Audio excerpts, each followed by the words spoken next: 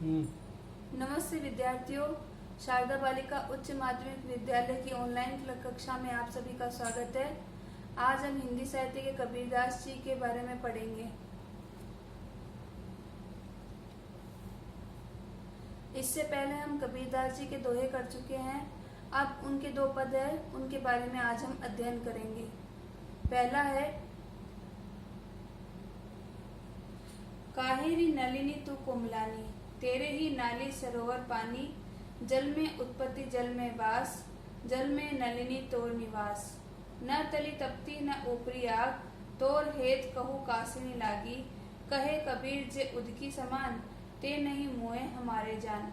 सबसे पहले कठिन शब्दार्थ देख लेते हैं। नलिनी यहाँ अन्योक्ति परक है, प्रतीकात्मक है, जिसमें दो अर्थ हैं, कमलिनी और जीवात्मा। नाली नाल या जड़, सरोवर तालाब, उत्पत्ति जन्म, तप्ती ताप, हेत का अर्थ है प्रेम या आसक्ति, कासनी किससे, मुए मरे हुए, उदकी का अर्थ है जल, जल यहाँ परमात्मा का भी प्रतीक है। जान का अर्थ है समझ। ये एक अन्योक्ति परक पद है, जिसके दो अर्थ हैं, एक कमलिनी के संदर्भ में और दूसरा जीवात्मा के संदर्भ में, अर्थात एक लौकिक संदर्भ में है, दूसरा आध्यात्मिक पक्ष में। पहले हम इसका लौकिक अर्थ यानी कि कमलिनी के अर्थ में जो है वो अर्थ करते हैं। कबीरदास जी कहते हैं, काहेरी नलिनी तू कोमलानी, हे कमलिनी तू क्यों मुरझा रही है, तेरे ही नाली सरोवर पानी, तेरी नाल तो तालाब के जल में डूबी हुई है, फिर तेरे कुमलाने का क्या कारण है। जल में उत्पत्ति जल में वास, जल में नलिनी तोर निवास। तेरा जन्म जल में हुआ है, उत्पत्ति जल में हुई है, जल में वास, तू जल में ही रहती है, जल में नलिनी तोर निवास, और तेरा संपूर्ण जीवन इसी जल में रहता है। ना तली तपती न ऊपरी आग, तू न नीचे से तपती है, न तेरे ऊपर कोई आग है, न कोई ताप है। तोर हेत कहू कासनी लागी, तुम्हारा जो आसक्ति है किसी और से लगी है क्या, कहे कबीर जे उदकी समान, ते नहीं मुए हमारे जान। अंत में कबीरदास जी कहते हैं कि अगर ये जो उदकी जल है इसकी समानता यानी कि जो अंदर और बाहर जल है उसकी समानता का अगर तुम्हें ज्ञान हो जाए तो हमारी समझ में तुम नहीं मरोगी, अर्थात तुम अमर हो जाओगी। यानी कि भीतर व बाहर की जल की एकता का अगर तुम्हें ज्ञान हो जाएगा तो फिर तुम्हारे मुरझाने का कोई कारण नहीं बनेगा। दूसरा जीवात्मा के पक्ष में है, उसका अर्थ करते हैं। कबीरदास जी कहते हैं, हे जीवात्मा तू क्यों दुखी हो रही है, कुमलानी अर्थात दुखी हो रही है। तेरे ही नाली सरोवर पानी, तेरा मूल तो परमात्मा है, जल में उत्पत्ति जल में वास, जल में नलिनी तोर निवास। यहाँ जल परमात्मा का प्रतीक है। परमात्मा से तेरा जन्म हुआ है, तू उसी में स्थित है और मृत्यु के बाद भी उसी में विलीन हो जाएगी, यानी कि तुम्हारा स्थायी निवास वही परमात्मा है। न तली तपती न ऊपरी आग,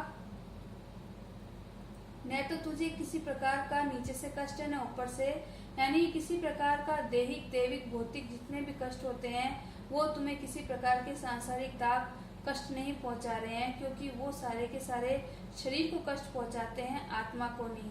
फिर कहो तुम्हारे कष्ट का क्या कारण है।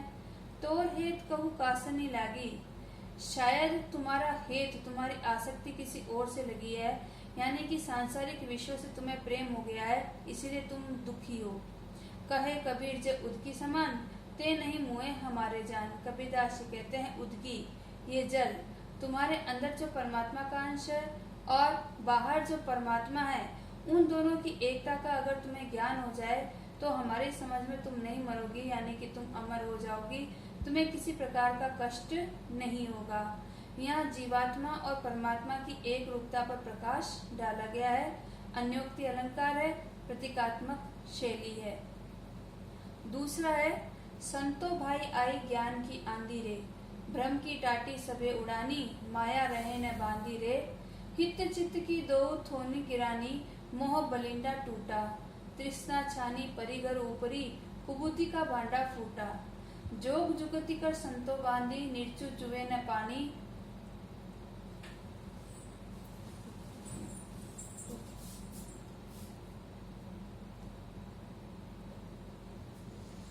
कपट काया का निकस्या हरि की गति जब जानी, आंधी पीछे जो जल बूढ़ा, प्रेम हरिजन भीना, कहे कबीर बान के प्रगटे उदित भयातम शीना। कठिन शब्दार्थ देखते हैं।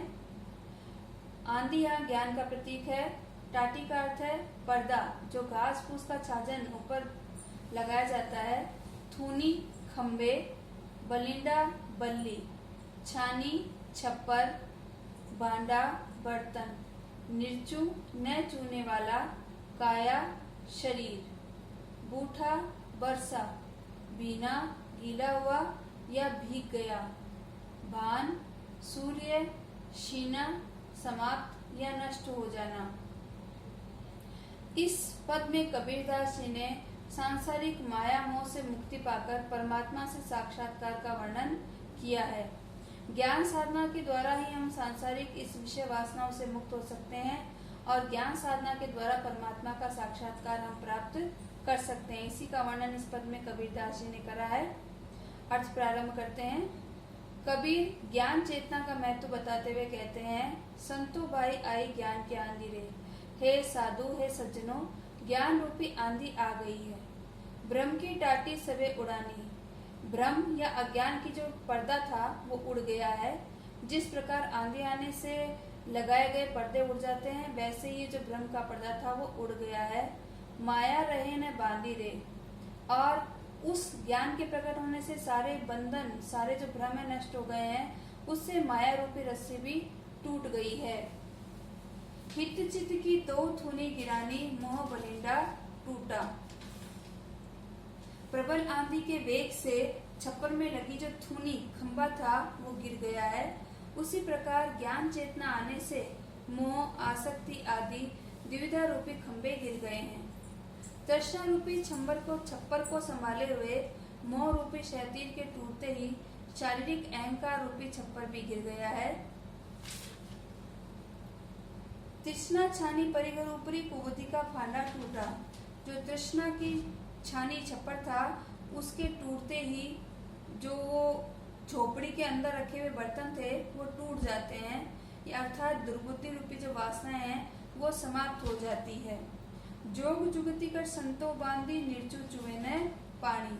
अब संतों ने योग की युक्तियां और सद्वृत्तियों की सहायता से अपने शरीर रूपी छप्पर का ऐसा निर्माण किया है कि अब उसमें वासना रूपी जल नहीं टपकता, अर्थात समस्त वासनाओं का अंत हो गया है। कूड़ कपट काया का निकस्या हरि की गति जब जानी। जैसे झोपड़ी से सारा कूड़ा करकट तुरंत बाहर निकल आया, उसी प्रकार ज्ञान चेतना से संपन्न शरीर से काम, क्रोध, लोभ आदि समस्त विकार रूपी कूड़ा बाहर निकल गया है। आंधी पीछे जो जल बूढ़ा, प्रेम हरिजन भीना। इससे भगवान की गति का बोध हो गया है। ज्ञान रूपी आंधी के बाद जो प्रेमा भक्ति रूपी जल वर्षा, उससे हृदय प्रभु भक्ति अर्थात उसके अंदर सरस हो गया है, उसके अंदर भीग गया है। कहे कबीर भान के प्रगटे उदित भयातम शीना। कबीरदास जी कहते हैं कि जिस प्रकार से सूर्य के उदित होने के बाद में अंधकार नष्ट हो जाता है, उसी प्रकार ईश्वरीय ज्ञान के प्रकाश से समस्त अज्ञान का भी विनाश हो जाता है। सांसारिक विषय वासनाओं से मुक्ति पाने के लिए इसमें ज्ञान साधना की प्रेरणा दी गई है। रूपक अलंकार साम रूपक का जो भेद है रूपक का, वो इस पूरे पद में आया है। आपको इन दोनों पदों की व्याख्या करनी है।